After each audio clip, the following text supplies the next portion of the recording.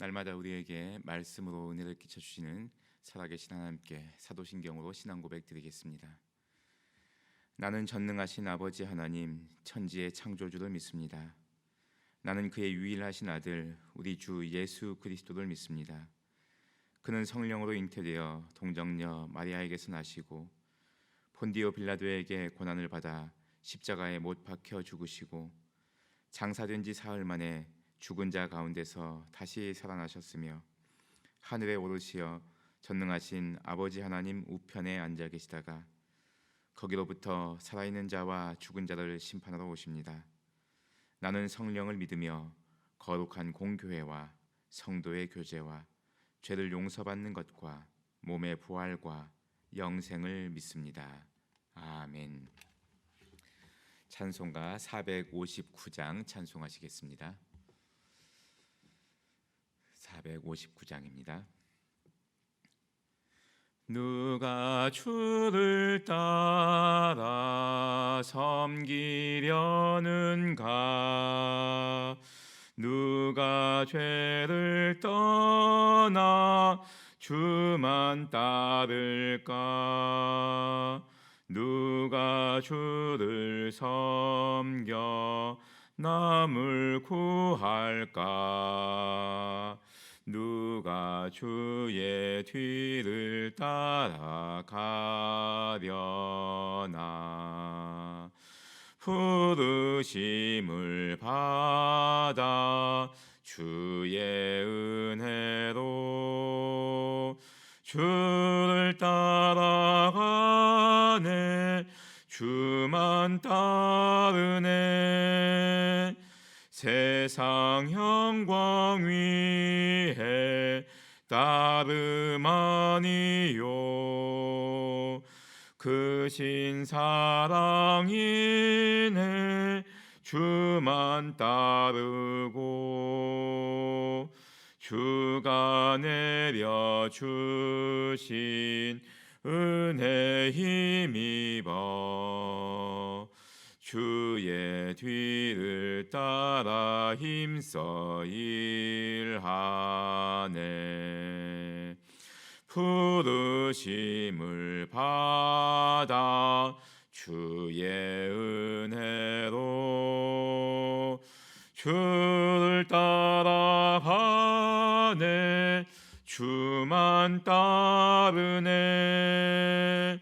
환난 핍박 많고 원수 강하나 주의 용사 더욱 힘이 강하니 누가 능히 이겨 넘어뜨리랴. 변함없는 진리 승리하리라. 기쁜 찬송하며 주의 은혜로 주를 따라가네. 주만 따르네. 아멘. 에스라 7장 1절에서 10절의 말씀입니다. 에스라 7장 1절에서 10절까지 말씀입니다. 이 일 후에 바사왕 아닥사스다가 왕위에 있을 때 에스라라 하는 자가 있으니라. 그는 스라야의 아들이요 아사랴의 손자요 힐기야의 증손이요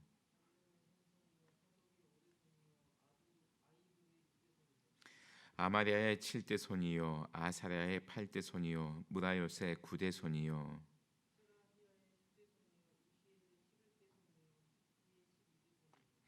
아비수아의 13대 손이요 비느하스의 14대 손이요 엘르아살의 15대 손이요 대제사장 아론의 16대 손이라.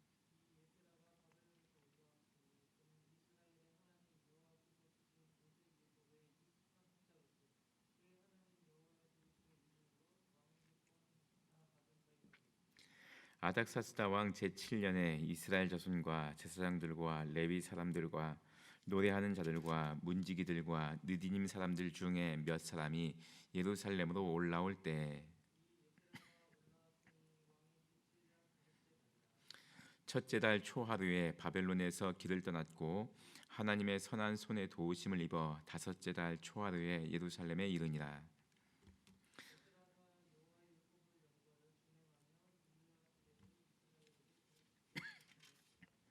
아멘. 이 말씀을 통하여서 하나님께서 우리에게 은혜 주시길 원합니다. 자, 스룹바벨에 의해서 포로로 돌아온 포로의 생활 마치고 돌아온 제1차 귀환자들이 예루살렘 하나님의 성전을 건축하였습니다. 그래서 이제 외형적으로 이스라엘의 신앙의 중심지가 세워졌고 신앙을 회복할 수 있었습니다. 그런데 여러분, 성전을 건축했다고 해서 신앙이 다 회복되는 거 아니지 않습니까? 성전에서 하나님의 말씀이 울려 퍼져야, 그래야 이제 사람들이 하나님의 말씀을 듣고 신앙을 회복할 수 있었습니다. 근데 하나님의 말씀을 전할 사람이 필요한데 그런 사람이 이제 부족한 거예요. 근데 마침 그때 에스라라고 하는 인물이 등장하게 됩니다. 7장 이렇게 살펴보시면 5절 말씀에 이 에스라의 족보의 끝 부분이 나오는데 그는 대제사장 아론의 16대 손이라 이렇게 기록되어 있습니다. 제사장 가문이라는 거죠. 제사장 가문. 그래서 하나님의 말씀을 잘 지켰었던 그 가정에 에스라라고 하는 인물이 이렇게 나오게 되었습니다. 바벨론 포로로 끌려갈 때 말씀드렸듯이 이스라엘 땅에서 좀 지식이 있고 건강한 사람들, 그런 사람들이 바벨론으로 끌려갔습니다. 그리고 이 이스라엘 땅에는 굉장히 건강도 약하고 또 힘도 약하고 그 능력도 이렇게 약한 사람들만 이렇게 남아 있는 거예요. 신앙은 물론 당연히 약해져 있었고요. 근데 바벨론에 끌려간 사람들 중에서 또 다 거기서 신앙을 잘 지켰느냐? 꼭 그렇지는 않습니다. 근데 그 여러 사람들 중에서 이 에스라는 바벨론에 끌려간 이 가족들 중에서 이렇게 나온 사람인데 하나님 신앙을 잘 지켰던 사람입니다. 그래서 이 하나님 신앙을 잘 지켰던 이 에스라가 바벨론 땅에서 또 바벨론 사람들로부터도 많은 인정을 받았습니다. 6절 말씀 보시면 이 에스라가 바벨론에서 올라왔으니 그는 이스라엘의 하나님 여호와께서 주신 모세 율법에 익숙한 학자로서 그의 하나님 여호와의 도우심을 입음으로 왕에게 구하는 것은 다 받는 자이더니 이렇게 기록되어 있습니다. 그러니까 바벨론 땅에서 하나님 말씀을 부지런히 연구하고 또 그 말씀대로 열심히 살았는데 또 그것이 이 바벨론 왕에게, 페르시아 왕에게까지 이렇게 보이게 되어서 이 바벨론 땅에서 바사 왕의 은혜를 또 받은 거예요. 그가 구하는 것은 왕에게서 다 받았다. 즉 이 바벨론 지역을 다스리고 있는 페르시아 왕이 이 에스라를 인정할 정도가 되었습니다. 그러니까 왕궁에서 아마 이 에스라도 상당히 어떤 지위를 받았던 것 같습니다. 그러니까 지금 이 바사 제국 내에서 에스라의 생활이 굉장히 안정되어 있었을 것입니다. 편안하거든요. 그럼 그냥 거기에 머물러 있을 수도 있잖아요. 그런데 에스라가 예루살렘 성전으로 돌아가겠다는 겁니다. 그래서 2차 귀환자들을 이끌고 이 에스라가 귀환을 했습니다.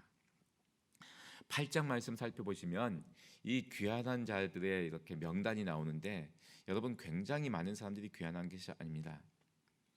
상당수의 그 이스라엘 사람들은 그냥 바벨론 땅에 머물러 있었습니다. 페르시아 제국의 그 치하 아래서 편안하거든요. 거기에 살기가 좋으니까. 한 2,000명 가까이, 2,000명이 채 안 되는 숫자가 2차 포로 귀환으로 이렇게 돌아옵니다. 그리고 돌아온 여정도 그렇게 만만하지가 않습니다. 9절 말씀 보시면 첫째 달 초하루에 바벨론에서 길을 떠났고 하나님의 선한 손에 도우심을 입어 다섯째 달 초하루에 예루살렘에 이르니라. 넉 달이 걸린 거예요. 넉 달. 그 넉 달 동안 모든 경비들은 다 자기들이 감당하면서 왔겠죠. 긴 거리를 이렇게 걸어서 온 겁니다. 쉽지 않은 결정이었습니다.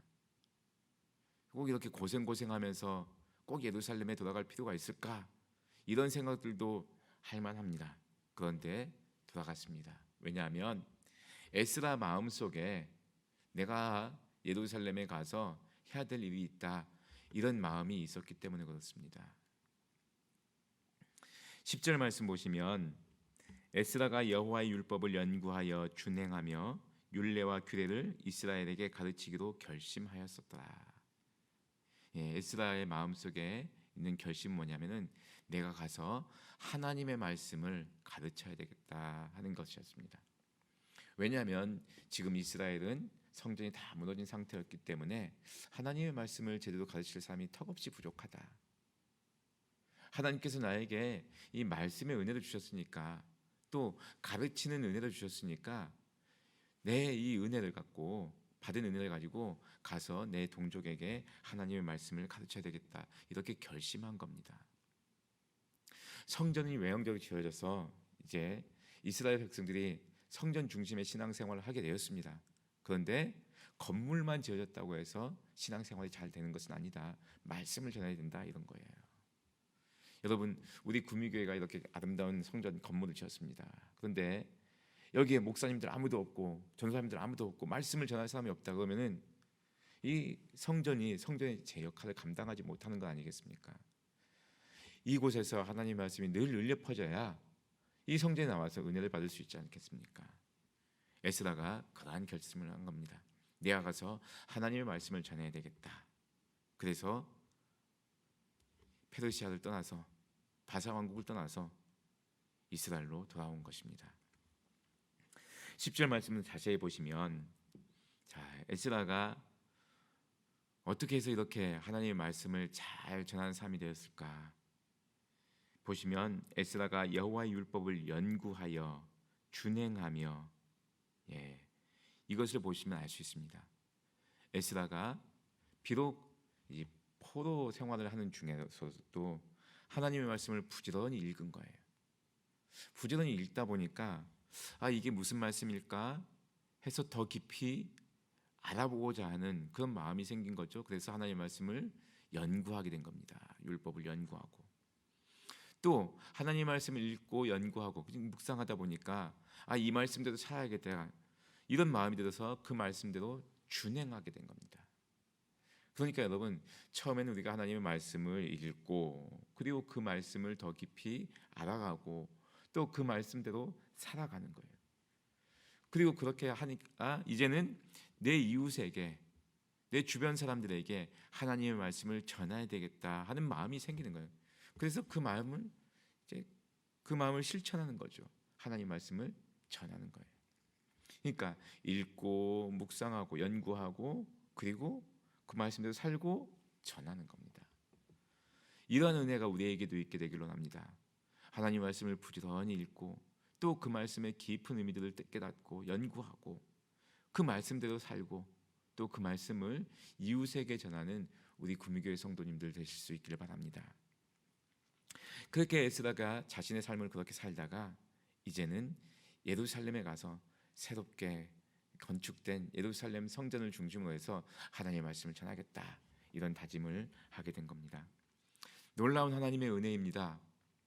하나님께서 스룹바벨을 통하여서는 예루살렘 성전을 짓게 해주시고, 또 어디에 있었는지 모르잖아요. 어디에 있었는지 그 전에 에스라에 대해서는 이렇게 언급도 안 돼 있는데, 하나님께서 이미 오래전부터 에스라라고 하는 사람을 준비시키셔서 하나님의 때에 이 에스라를 사용해 주시는 겁니다.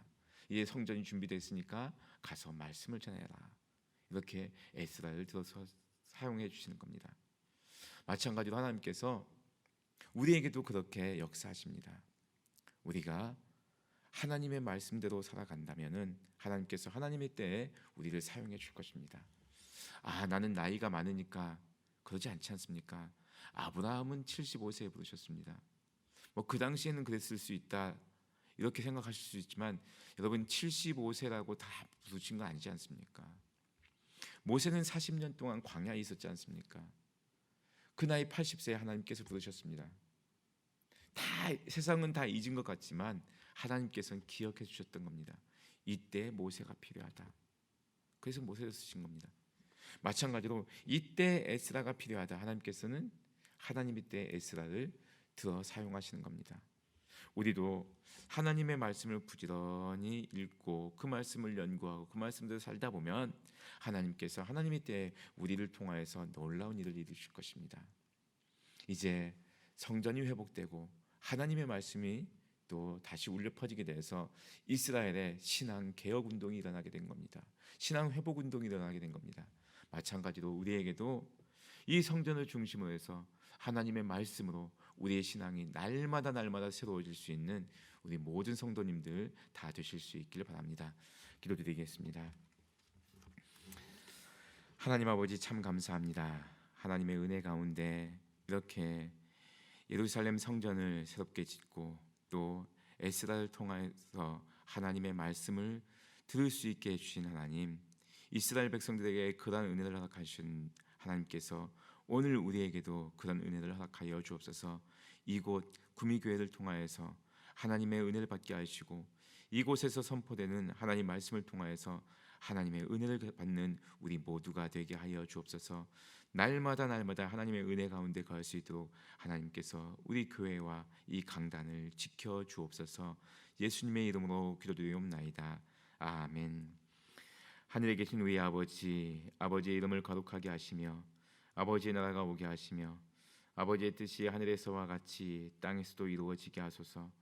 오늘 우리에게 일용할 양식을 주시고 우리가 우리에게 잘못한 사람을 용서하여 준 것 같이 우리 죄를 용서하여 주시고 우리를 시험에 빠지지 않게 하시고 악에서 구하소서. 나라와 권능과 영광이 영원히 아버지의 것입니다. 아멘. 주신 말씀 가지고 기도하실 수 있길 바랍니다. 하나님께서 우리에게 또 성전을 통하여서 또 선포된 말씀을 통하여서 은혜를 베풀어 주십니다. 하나님 날마다 우리 구미교회에서 하나님의 말씀이 울려 퍼지고 그 말씀으로 우리가 은혜 받고 살아가게 하여 주옵소서. 기도하실 수 있길 바랍니다. 토요일은 우리 교회의 예배 사역을 위해서 기도하는 날입니다. 구미교회 모든 예배가 하나님께서 임재하시는 예배가 될 수 있도록 위해서 기도해 주시고 또 우리 한국 교회가 이 시대에 복음을 온전히 잘 전하는 교회들이 되게 하여 주옵소서. 기도해 주실 수 있길 바랍니다. 우리 주위에 있는 환우들을 위해서 기도해 주시고 여러분 가지고 나오신 기도 제목을 놓고 기도할 때 우리 하나님께서 응답해 줄 것을 믿고 우리 함께 기도하시겠습니다. 다 같이 기도하시겠습니다.